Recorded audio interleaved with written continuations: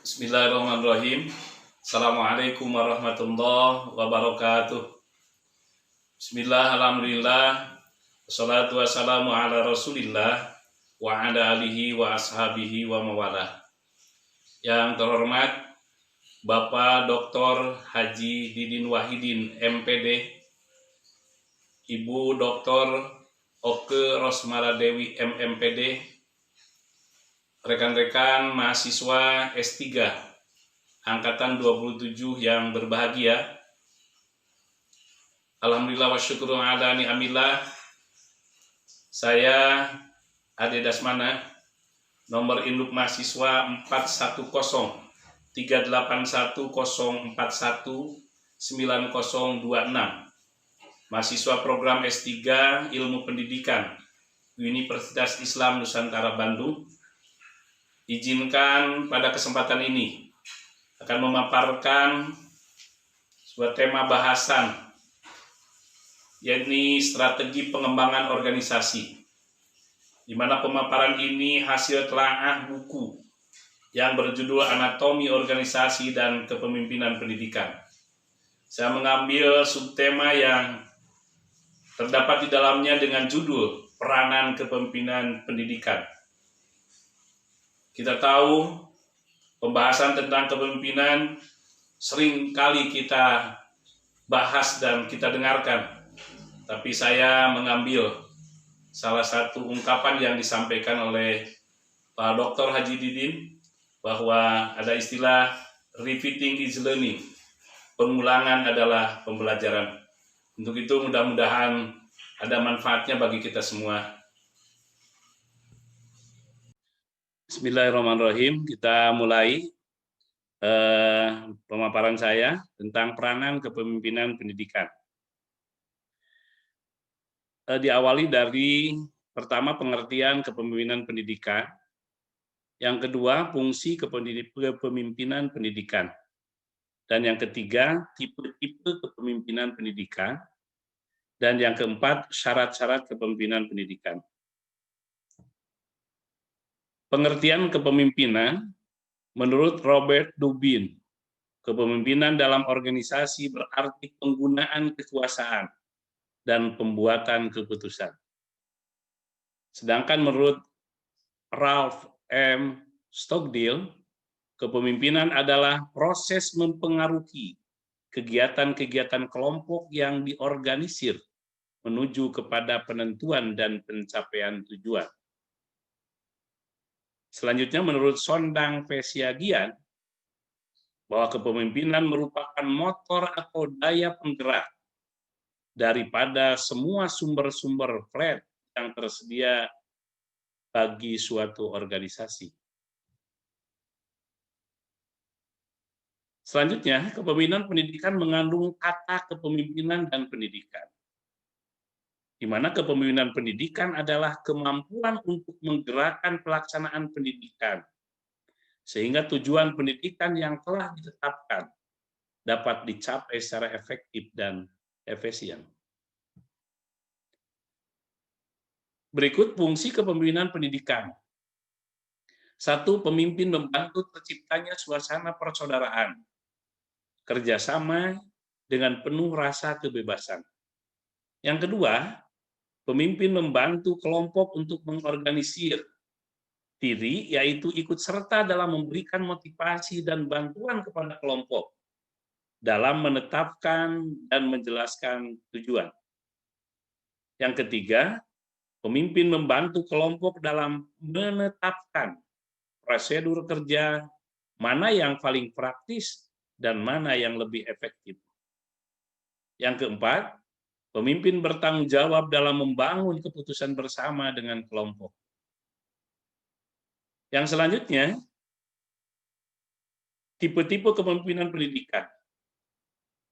Berdasarkan konsep, sifat, sikap, dan cara-cara pemimpin tersebut melakukan dan mengembangkan kepemimpinan lingkungan kerja yang dipimpinnya. Sehingga kepemimpinan pendidikan dapat diklasifikasikan ke dalam 4 tipe. Yang pertama yang disebut dengan tipe otoriter. Yang kedua ada yang disebut dengan tipe laissez-faire. Yang ketiga tipe demokratis, dan yang keempat tipe pseudo-demokratis.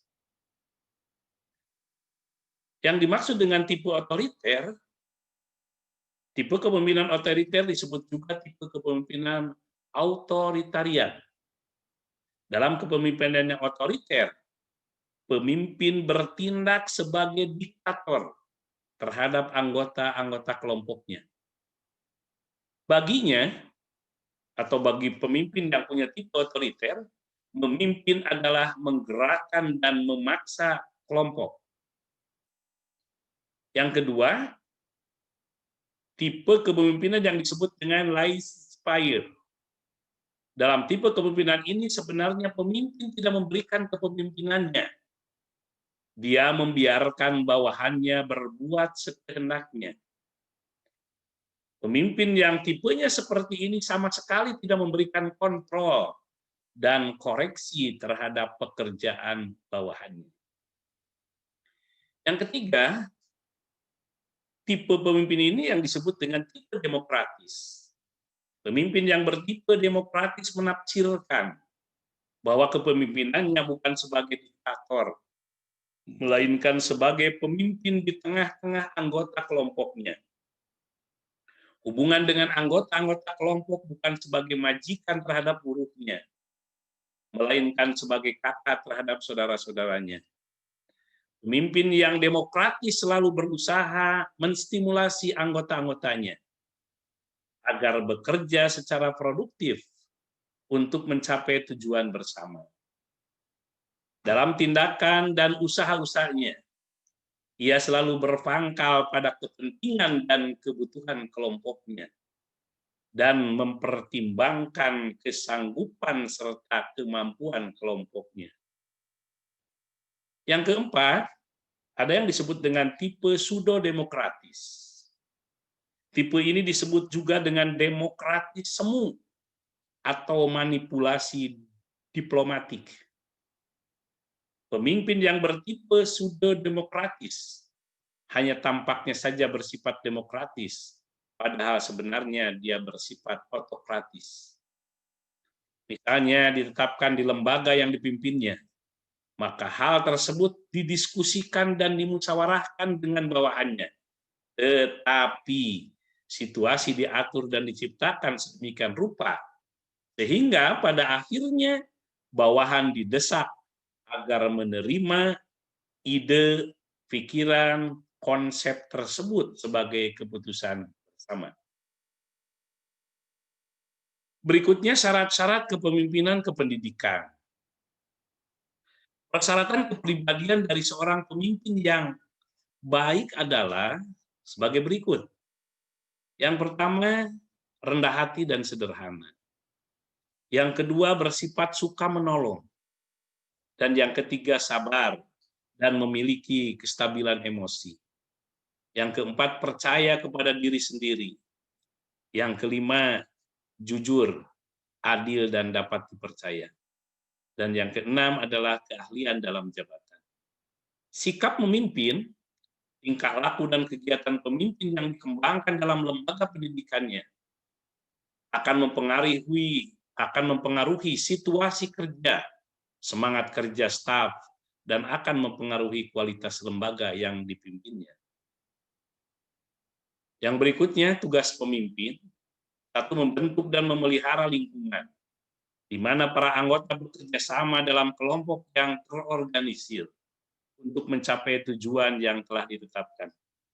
Yang kedua, manajerial sistem dan organisasi, khususnya dalam pengambilan kebijakan keputusan sebagai inti dari kepemimpinannya. Dan yang ketiga, memahami keadaan anggotanya, di mana anggotanya dapat merasakan bahwa kebutuhan mereka terpenuhi, baik kebutuhan bekerja, motivasi, rekreasi, kesehatan, kesejahteraan, dan lain-lain. Itu saja yang bisa saya sampaikan, mudah-mudahan ada manfaatnya. Terima kasih kepada Bapak dan Ibu dosen mata kuliah Organisasi Kepemimpinan dan manajemen personal yang telah memberikan arahan dan bimbingannya, dan kepada teman-teman ucapkan terima kasih. Mudah-mudahan kita semua diberikan kekuatan dan kesehatan selamanya. Wallahul muwaffiq ila aqwamit thoriq. Wassalamualaikum warahmatullahi wabarakatuh.